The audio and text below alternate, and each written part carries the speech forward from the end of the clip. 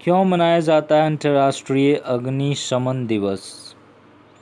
प्रत्येक साल 4 मई को विश्व भर में अंतर्राष्ट्रीय अग्निशमन दिवस इंटरनेशनल फायर फाइटर्स डे मनाया जाता है।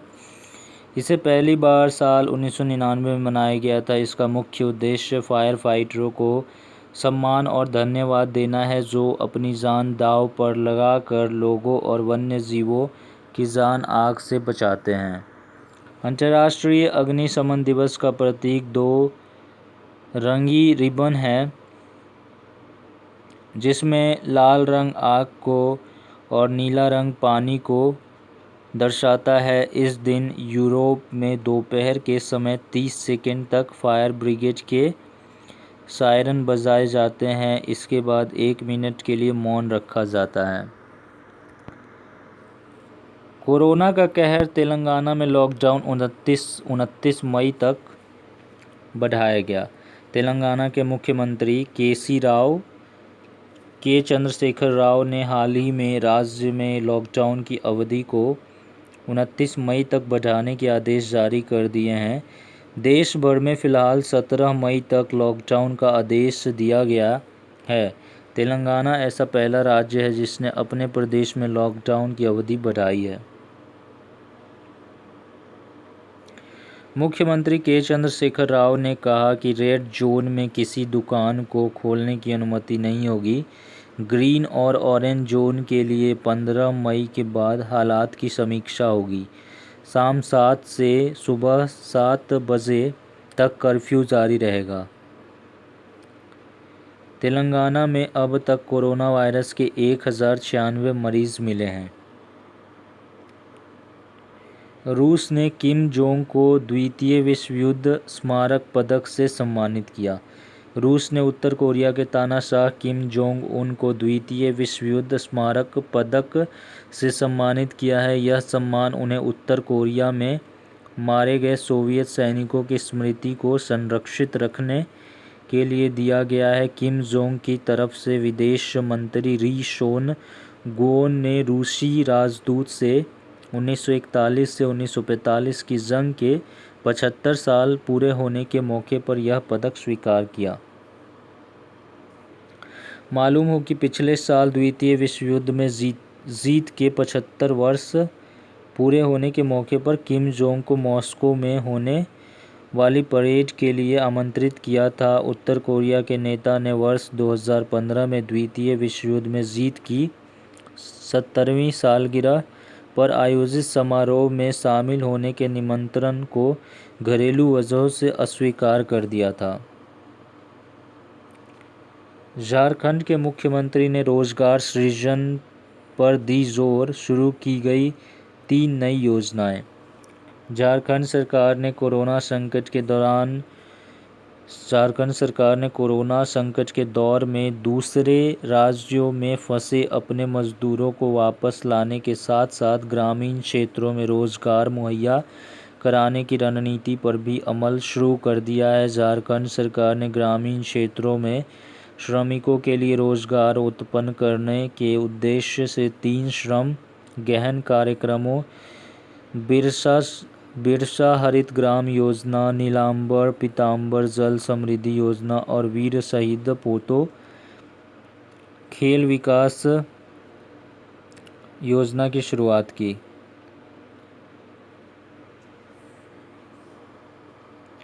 इन योजनाओं के माध्यम से राज्य में लौट रहे 6 लाख मजदूरों को भी रोजगार उपलब्ध होगा। मुख्यमंत्री हेमंत सोरेन ने प्रोजेक्ट भवन में आयोजित कार्यक्रम में कहा कि इन योजनाओं की मदद से करीब 25 करोड़ मानव कार्य दिवस का इंतजाम होगा। विश्व अस्थमा दिवस 5 मई को मनाया गया। विश्व अस्थमा दिवस प्रत्येक वर्ष के मई महीने के पहले मंगलवार को पूरे विश्व में मनाया जाता है। अस्थमा विरोध की जागरूकता एवं शिक्षा हेतु इस दिन को संपूर्ण विश्व में मनाया जाता है। अस्थमा के मरीजों का इम्यून सिस्टम कमज़ोर होता है, इसलिए उनमें संक्रमण का भी खतरा ज़्यादा होता है। विश्व अस्थमा दिवस मनाने का मुख्य उद्देश्य विश्व भर के लोगों को अस्थमा बीमारी के बारे में जागरूक करना है। इसे सबसे पहले 1998 में मनाया गया था, जिसका आयोजन ग्लोबल इनिशिएटिव फॉर अस्थमा ने किया था। अस्थमा के मरीज को सांस लेने में परेशानी होती है, बहुत ही जल्द सांस फूल जाता है, खांसी आती है। वैसे यह बीमारी किसी भी उम्र में हो सकती है। भारतीय नौसेना ने विदेशों में फंसे भारतीयों को वापस लाने के लिए ऑपरेशन समुद्र सेतु लॉन्च किया। भारतीय नौसेना ने हाल ही में विदेशों से भारतीय नागरिकों को वापस लाने के लिए राष्ट्रीय प्रयास के रूप में ऑपरेशन समुद्र सेतु शुरू किया है। भारतीय नौसैनिक जहाज जलस्व एक अन्य जहाज के साथ मालदीव गणराज्य के बंदरगाह में प्रवेश कर रहे हैं। इस ऑपरेशन के पहले चरण में 8 मई 2020 से भारतीय नागरिकों का निकासी अभियान शुरू होगा। विदेशों में रह रहे भारतीय नागरिकों पर कोविड-19 महामारी के प्रभाव के संबंध में भारत सरकार बारीकी से निगरानी कर रही है।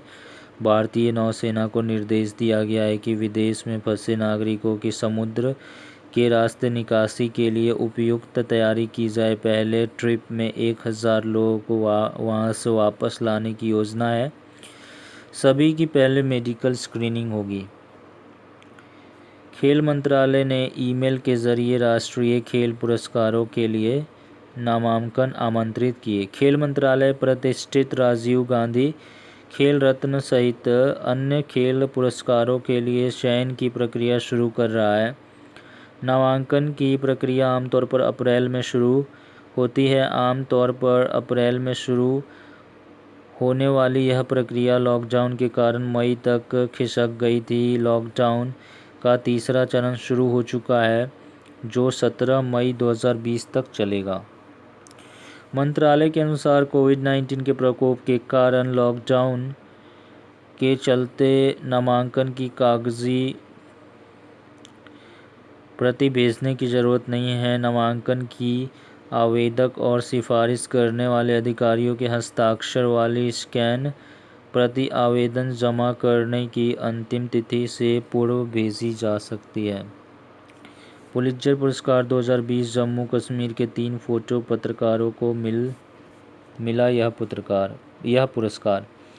पुलित्जर पुरस्कार 2020 जम्मू कश्मीर के 3 फोटो पत्रकारों को मिला यह पुरस्कार। जम्मू कश्मीर के 3 फोटो पत्रकारों को पिछले साल अगस्त में अनुच्छेद 370 के अधिकतर प्रावधान हटाए जाने के बाद क्षेत्र में जारी बंद के दौरान सराहनीय काम करने हेतु फीचर फोटोग्राफी श्रेणी में 2020 के पुलित्जर पुरस्कार से सम्मानित किया गया है। पुलित्जर पुरस्कार की शुरुआत साल 1917 में हुई थी। यह अमेरिका का एक प्रमुख पुरस्कार है जो हर साल 21 श्रेणियों में समाचार पत्रों,